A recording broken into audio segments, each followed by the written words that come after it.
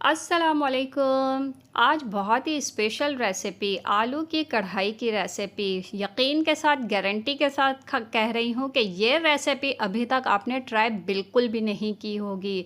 Chicken कढ़ाई, beef और mutton की कढ़ाइयाँ तो बहुत ही खाई होंगी, लेकिन एक दफ़ा ये आलू की कढ़ाई बना के देखें, घर वाले उँगलियाँ चाट लेंगे।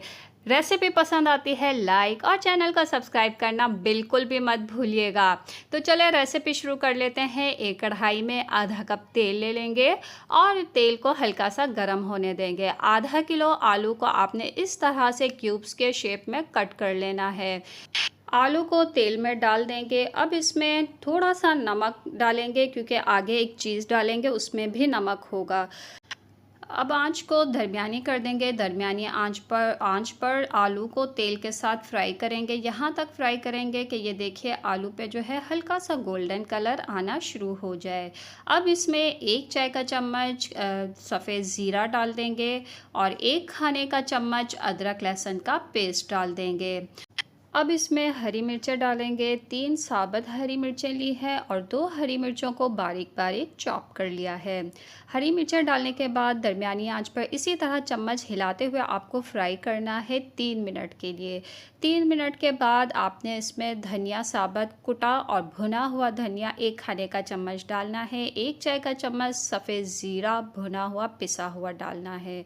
कुटी हुई लाल मिर्च 1 चाय का चम्मच डालना है इसमें, और इसमें डालना है आधा चाय का चम्मच हल्दी।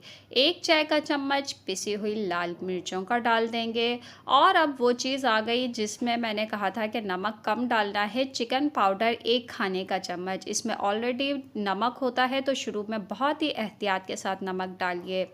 2 टमाटर जिसको उबाल के और इसको ग्राइंडर में पेस्ट बना लिया है, टोमेटो प्यूरी डाल देंगे। अब जो है दरमियानी आंच पर ही हमने इन तमाम चीज़ों को इसी तरह से मिक्स करते हुए बहुत अच्छी तरीके से यहाँ पे इनको सबको मिक्स करके फ्राई कर लेना है।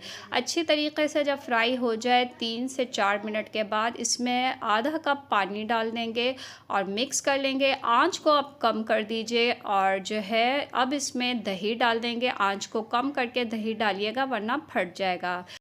दही जो है मैंने 100 ग्राम के करीब डाला है और अब दही को भी मिक्स कर लेंगे। जैसे ही दही डालेंगे तो ग्रेवी का कलर चेंज हो जाएगा। आंच को हल्की कर दीजिए और 6-7 मिनट के लिए हल्की आंच पे हमने इसको पका लेना है कि आलू भी नरम हो जाए और जो तेल हो वो ऊपर आ जाए और दही का पानी खुश्क हो जाए। तो बस गार्निशिंग की चीज़ें अदरक और हरा धनिया ऊपर से डाल दीजिए। मिक्स करके प्रेजेंट करें। देखिएगा आपको ये रेसिपी ज़रूर पसंद आएगी।